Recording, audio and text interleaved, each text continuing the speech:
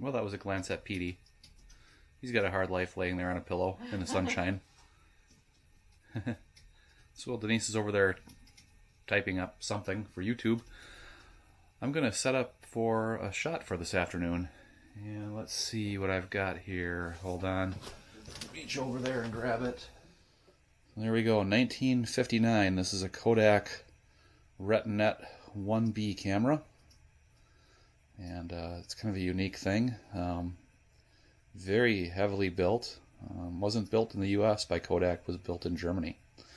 And so this is what people would have used to go around and do tourism photos or family photos, things of that sort, back in the 1950s and early 1960s. And again, very stoutly made. It's not a rangefinder. It doesn't have autofocus. Everything is 100% manual. You kind of focus it by guessing how far you are away from something.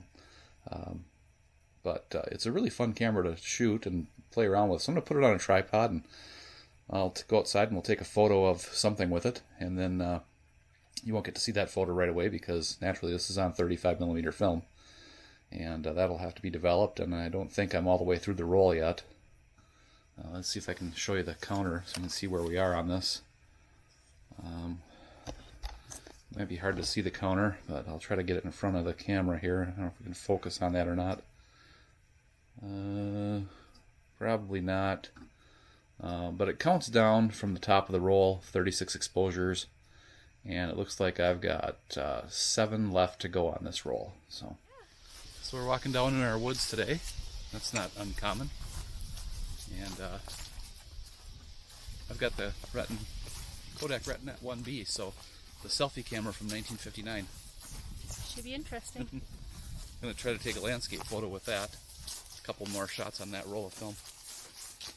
And then I'll take a shot of something else, probably of the Retinette with the 1D Mark IV. Oh, you know, we talked about the beavers. Yeah. But we didn't show anybody what it looks like when a beaver's gnawing on a tree. That's true. So that popple right there, why don't you take the camera over there and show them on the other side of the popple where the beavers chewed on it. You're going to want me to walk through these grasses? No, you're right, you'll fall down. I think there's another popple that's been chewed on over here. Come over here once. Okay. What do you mean I'll fall down? I think that's going to be a theme of one of these vlogs, or of all these vlogs, where the vlogs. And one of these popples, I think it's the next one, right up ahead on the right, was chewed on a couple years ago by a beaver. Yep, right there. So you can show people what it looks like when a beaver's chewing on your popple trees right there. Right here. There's the bottom of the tree. I don't know if people can see that. It might be a little bit underexposed now that we have the ND filter on, but I don't know. Looks like It'll work. it's working really good. So, yeah, when the river's high, the water floods up over here, and you know, it actually can get like a foot or so deep in here. And beavers, they just come right up here and they start chewing on these popple trees, and so there we are. That one's still living somehow, but eventually it's going to die. I don't know why that tree is hanging on there. You know, big chunk of bark has come off of it. Beaver's got it half chewed through, but it's a tough tree. It's a tough tree. This other tree that also got chewed on at the same time, just about 50 feet away.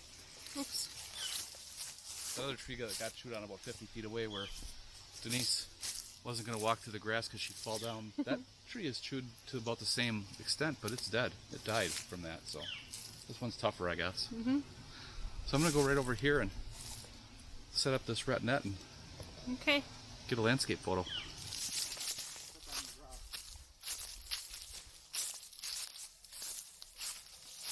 Oh yeah, we have a few rocks here, don't we?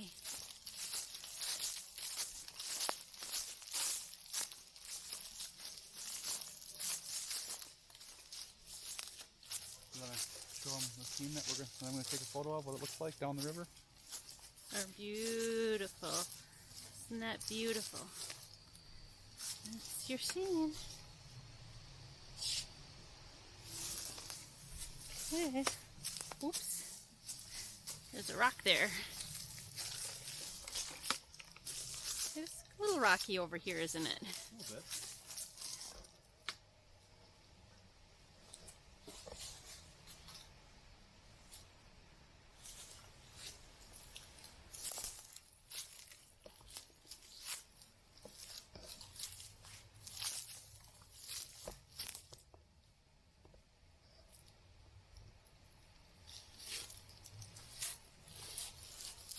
to get the tripod level.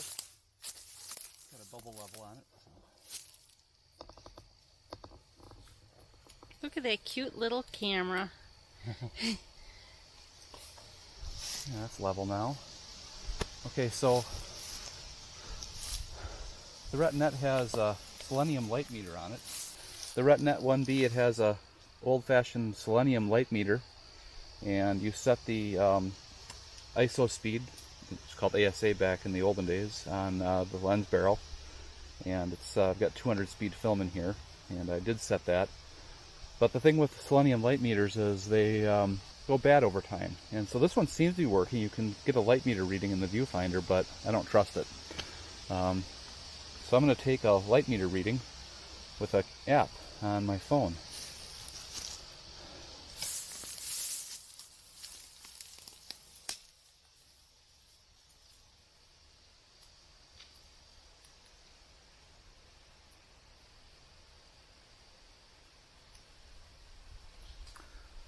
So I'm going to dial in F8.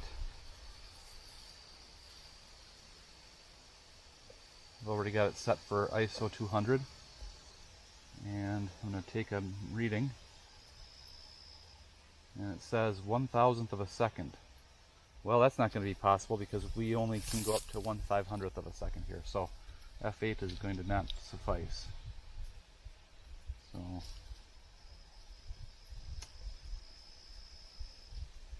So it says if I want F13, I can do 3/60th of a second.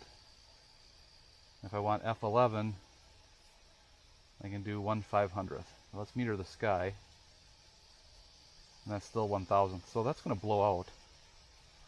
So I'm going to do F16. Okay. So then the Retinette doesn't have any kind of focus mechanism other than to estimate how far you are away from things. So right now it's set to be 9 feet for focus, which I'm going to go to infinity focus. You just turn this dial 10 feet, and there's an infinity icon right there. I just set it to infinity. And then to cock the shutter, I've got to wind the film on the bottom. Shutter's now cocked, and now I can look through the viewfinder and see how I want the shot to look, and it looks good. I think I like it just like that. And for reference, it thinks the camera viewfinder, if you look at the light meter is a little bit underexposed here. But again, I don't really trust the many decade old selenium light meter, which would have been accurate for sure years ago, but hard to tell now. And so I can see Denise in the viewfinder, so she's going to be in this picture if I take a picture right now. Okay, well I will move. This is the shutter. The Retinettes have a leaf shutter, so if you actually wanted to plug in a flash into this, you could actually sync at all the speeds that are available up to 1/500th of a second. So that's kind of nice. You know, try to do that with a modern DSLR. Without high-speed sync, you're not going to. But leaf shutters are very quiet and silent and not prone to vibration. So I'm just going to release the shutter and we're going to get our shot. There. That's the shot.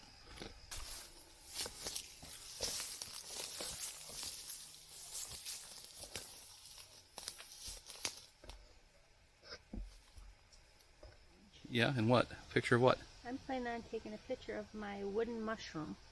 Yeah, and where did that come from? Where's this wooden mushroom coming from? My dad found it, I think in our woods. He thought it looked like a mushroom, so he brought it up here and put it in my yard for me. You want to show us? Show everybody? Yeah. So this is my mushroom. It does look like a mushroom. I think it's kind of cool. So do you really know where that came from? No, I don't. Where did it come from? So this mushroom came from a dead white pine tree that was growing in the yard when we first bought the cabin. Okay. And it was growing in a way that was a little bit dangerous, like it could have fallen over on somebody. and it was right in the way of where you wanted your garden. Mm. So we had to take it down, and I don't know if you remember, but we put the ladder up on it, hooked a tow rope to it, hooked the tow rope to our tractor, and then I notched it and gave it a bit of a back cut and came up by the tractor and got on the tractor and pulled it the rest of the way over with the tractor so it would not fall anywhere where we didn't want it to fall. Okay. So that was that, and we didn't have any video of that, or we could show some B-roll. Yeah. So, and my dad thought it looked really cool, like a mushroom. That side might look a little better, huh? Or the other side got good character, though. Yeah. What do you think? Whatever you like. Sure. You have the camera. You can create whatever you like. Well, what would you do? I wouldn't have taken a photo of the mushroom. Why is that? It's just a boring chunk of wood to me. Oh, but that one down there, you would have taken a picture of a beaver. I would have taken a picture of a beaver stump because Stump. yeah, because it's a tree that the beavers cut down. And now you can see the stump with all their teeth marks. You like the beaver stump more than the mushroom? Yeah, that's just a mushroom that's eaten away by carpenter ants. I know, but it looks like You can't see the carpenter ant teeth marks. But it looks like a mushroom. Yeah, it looks like a mushroom. Okay, well, let me take a different picture. Let's go down and take a picture of your stump then. Okay, well, let's go take a picture of the stump.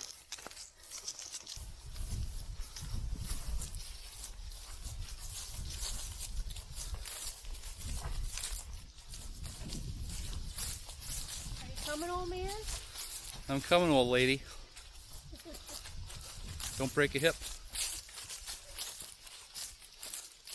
That's not actually funny. Denise actually has an autoimmune situation that could cause her hips to degrade, and they kind of hurt her sometimes. That's why we exercise a lot, which we're going to do for tomorrow's vlog if everything goes well. We might be taking a bit of a more adventurous journey tomorrow to get a photo, but we'll talk about that tomorrow. So there's the beaver stump. Now that tree also was chewed on beavers a couple of years ago, but they went all the way around it and knocked that tree down.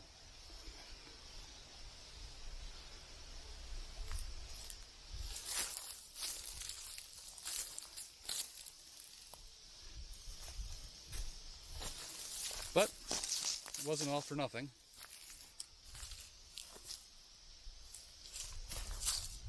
I get it back a little. It wasn't all for nothing with that tree being knocked down by beavers, because we cut it up for firewood, and so that tree contributed to heating our house last winter.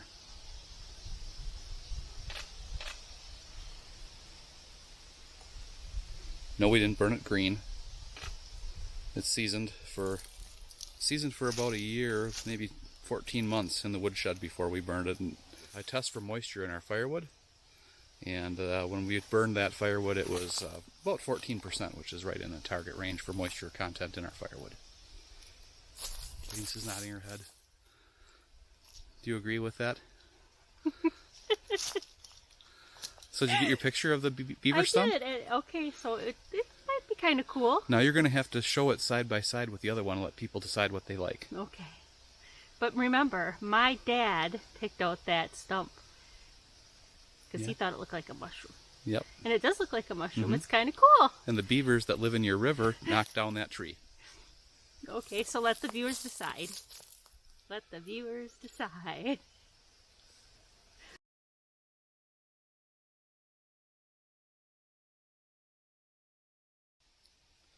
Well, here we are at the end of another vlog. Yes, we are. The third vlog. Third vlog. Is it the third or the fourth? We can't even... Oh, it is the fourth vlog. We can't even Because I always keep think track of of the it. intro as a vlog. We just started and we still already can't keep track of it. We're just so busy. That's just it. That's the way it is. We're just busy people. Yep. So what do you want to tell people? Oh, please come back and check out our videos. By liking and subscribing? By liking and subscribing. All and right. leaving comments. See you tomorrow. Bye-bye. I can't see. Glad I took you to the eye doctor. Go ahead. I'll do my best. So this is the...